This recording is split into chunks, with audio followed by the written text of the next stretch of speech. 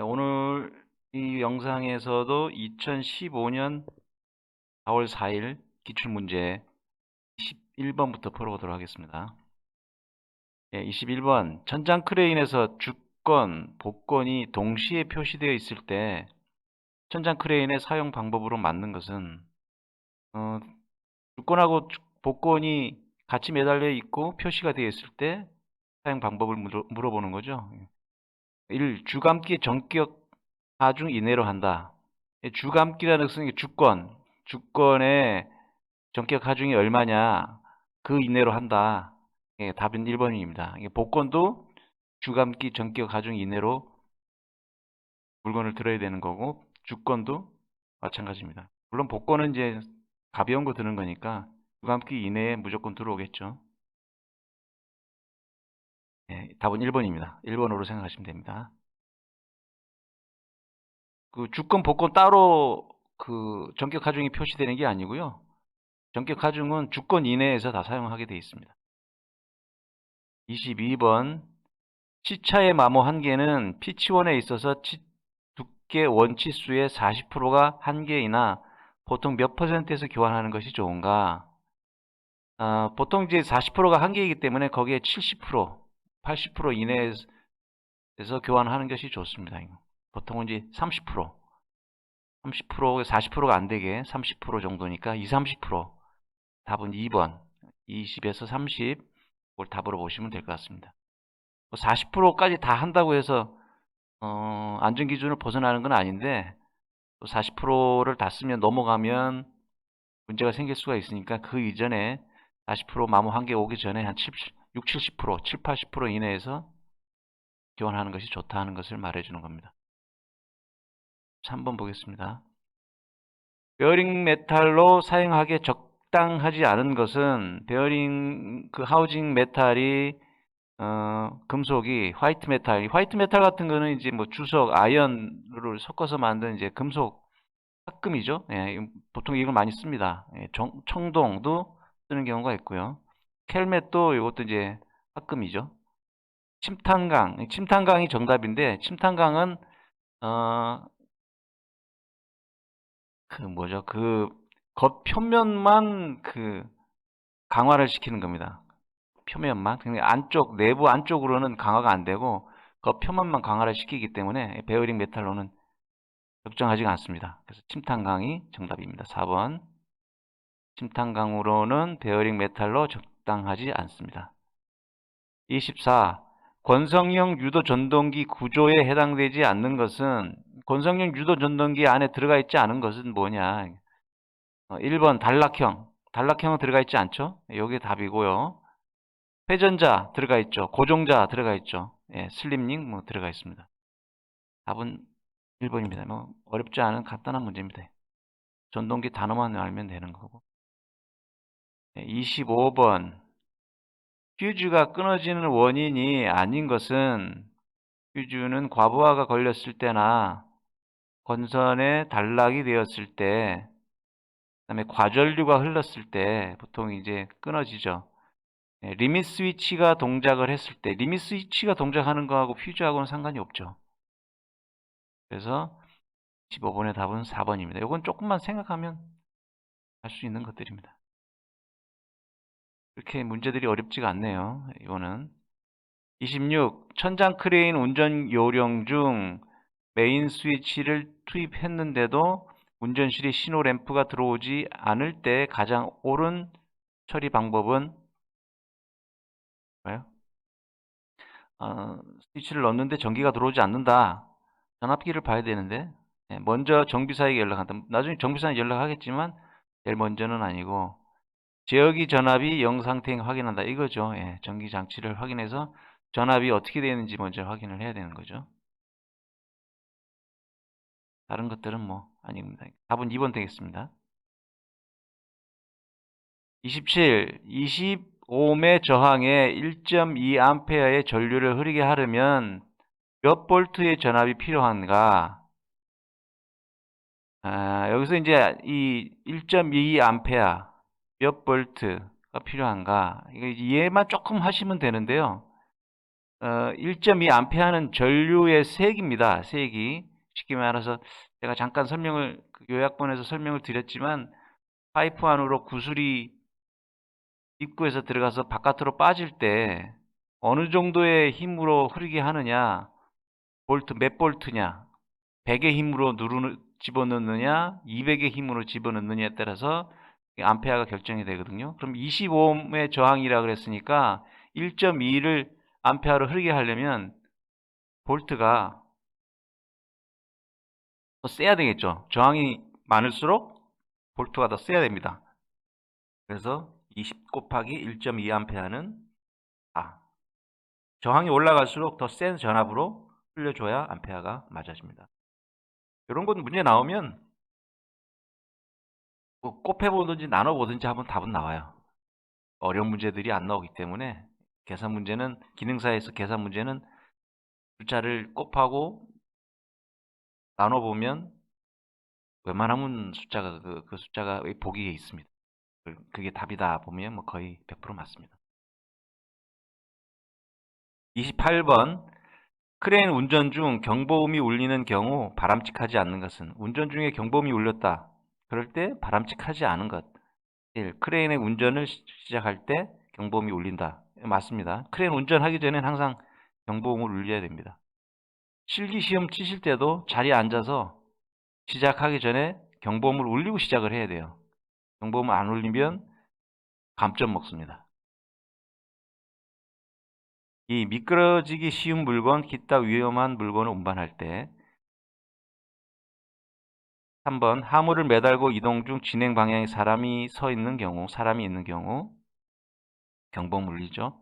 4. 크레인 운전 중에는 항상 경보를 울린다. 항상은 아니죠. 아무 이상 없고 안전하게 운반할 때는 경보를 울리지 않아도 됩니다. 근데 항상 운전을 시작할 때는 항상 경보를 울리고 시작을 합니다. 크레인 움직입니다 하는 신호를 경고 신호를 주고 움직이는 거죠. 29. 440V용 전동기의 절연 저항은 최소 얼마 이상이어야 하는가? 440일 경우에 0.4죠. 0.4 메가옴 이상. 330이다 그러면 0.3이고요. 220이다 그러면 0.3입니다. 절연 저항 값. 그렇게 외우시면 됩니다. 0.4, 0.1, 0.2, 0.4. 가끔 뭐 헷갈리게 400 이렇게 나오는데 아니고요. 0.4입니다. 30번. 천장 크레인에서 리모컨 크레인의 작업에 대하여 설명한 것으로 틀린 것은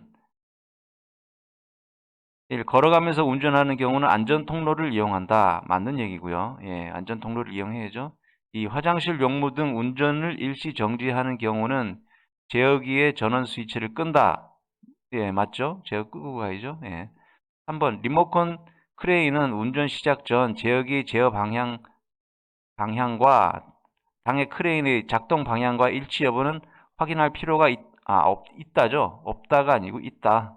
네, 답은 3번이 틀렸네요. 확인할 필요가 있습니다.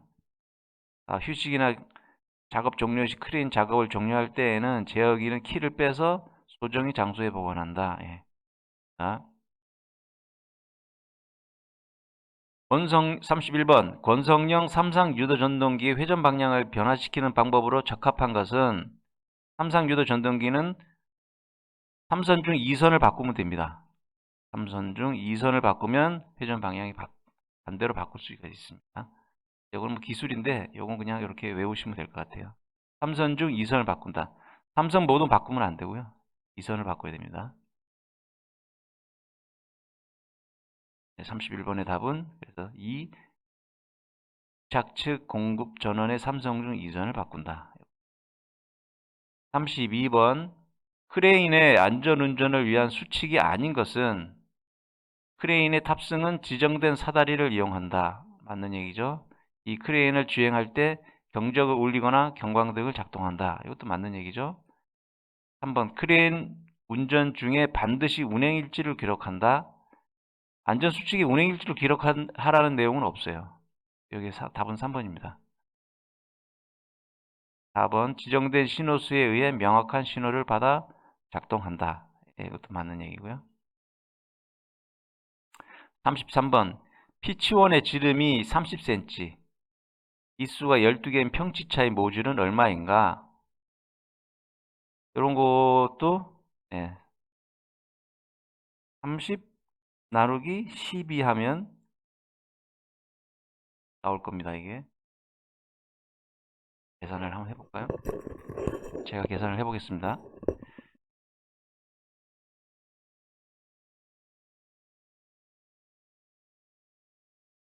나누기 2.5네요. 답은 2.5입니다. 이런 문제 뭐 앞에서도 말씀드렸지만 30 나누기 뭐 숫자 나오면 곱해보든지 나눠보든지 더해보면 답이 거의 나와요. 답은 2번입니다. 피치원 지름 구하는 공식, 이수 구하는 공식이 따로 있습니다. 있는데 제가 그거는 설명을 안 드렸고요. 문제 나와봐야 뭐 다 이런 문제고, 저희가 기어를 설명을 한다든지 뭐 기어를 설계하는 기계 설계 같으면 뭐 이런 디테일하게 들어가겠지만 저희는 뭐 기계 설계하는 시험이 아니기 때문에 뭐이 정도만 하고 넘어가겠습니다. 34. 천장 크레인 장치별 정비 시기에 대한 설명 중 틀린 것은 천장 크레인의 횡행 장치는 사후 버전으로 수리한다. 틀린 얘기 찾으니까 이건 맞는 얘기죠. 천장 횡행 사후 버전 수리 맞습니다. 천장 크레인의 주행 장치는 사후 버전 주행 장치도 사후 버전 수리한다. 맞고요. 천장 크레인의 권상 장치는 사후 버전을 수리해도 무방하다. 이건 틀린 얘기죠. 왜 틀리냐면 권상 장치에 물건이 하중이 이 중력이 걸리기 때문에 수리를 안 하면 바닥으로 떨어지고 사고 위험이 있기 때문에 이거는 미리 사전 버전으로 수리를 해야 되는 겁니다. 답은 3번이 틀렸습니다. 35번 보겠습니다. 35. 크레인의 일반적인 기동법으로 맞는 것은 크레인의 일반적인 기동법으로 맞는 2차 저항 기동법이죠. 권선형 전동기를 쓰기 때문에 2차 저항 기동법이 라고 해야 됩니다. 델타 Y 기동법, 리액터 기동법, 소프트 스타터 기동법 이렇게 되어 있는데 2차 저항 기동법입니다. 리액터 기동법이나 델타 Y 기동법은 제가 잘 모르겠고 2차 저항 기동법이 확실히 맞기 때문에 문제를 뭐 이렇게 내는지 모르겠습니다. 36번. 운전 중 전동기에 전원이 들어오지 않아 정지되었을 때 가장 먼저 점검해야 할 것은 가장 먼저 봐야 되는 것은 과부하 계정기, 동작 유무 확인, 정기 이탈 방지. 전동기에 전원이 들어오지 않는다 그랬으니까 답은 1번입니다. 과부하 계정기, 과부하 계정기의 동작 유무, 계정기의 동작 유무 확인입니다. 전기 이탈, 배선 상태, 브레이크 동작 상태가 아니고 과부하 계정기죠. 전기가 제대로 들어오는지 안 들어오는지를 확인을 해야 되기 때문에 36번의 답은 1번 되겠습니다. 37번. 화물을 들어 올릴 때 주의사항으로 거리가 먼 것은 화물을 들어 올릴 때 주의사항. 매단 화물 위에 절대 타지 말 것. 맞는 얘기죠. 체클로 철판을 세워서 매달. 화물 들어올 때 철판은 세워서 매다는 게 아니고요. 수평으로 매달아야 됩니다. 수평으로. 세워서 매다는 것들은 이제 그 IBM이나 길다란 화물 있죠. 그런 것들은 이제 세워서 매다는데 평평한 철판은 평평하게 그러니까 가로로 평평하게 올려야 됩니다. 답은 2번이 되겠습니다. 거리가 먼 것은 했으니까 2번이 답입니다. 줄을 거는 위치 중심은 낮게 하고 조금씩 감아 올려서 긴장을 확인한 다음에 맞습니다. 38. 축과 보스에 각각 홈을 파서 때려 박는 일반적인 키 방식은 축과 보스에 각각 홈을 판다고 그랬으니까 음,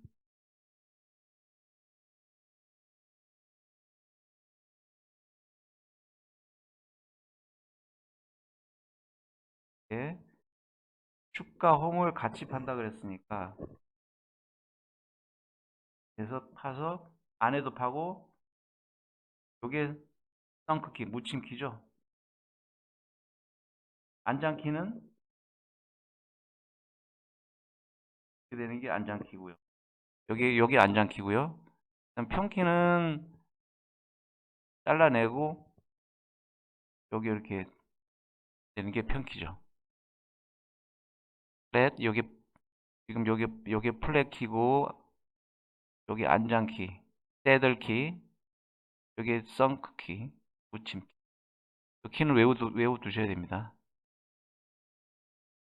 각각 홈을 판다 그랬으니까 예, 붙임키입니다. 답은 1번이네요. 39. 윤활제의 구비 조건으로 틀린 것은 점도가 클 것이죠. 예, 점도가 클 것. 예, 답은 2번입니다. 유성이 좋아야 되고 화학적으로도 안정이 되어 있어야 되고 인화점이 높아야 되고요. 예, 점도가 큰 건 아니죠. 40번. 사용 중인 천장 크레인은 산업안전보건법 관련에 따라 주기적으로 점검 및 검사를 실시하여야 한다. 다음 중 관계가 없는 것은 안전검사 맞죠? 작업 시작 전 점검, 자율안전 프로그램에 의한 검사, 완성검사. 이 완성검사는 아닙니다. 그런 기계를 다 만들어 놓고 검사하는 거기 때문에 산업안전보건법하고는 또 틀리죠. 답은 4번입니다. 네, 요 동영상은 40번까지만 풀고요. 예, 41번부터는 다음 동영상에서 또 올리도록 하겠습니다. 수고하셨습니다.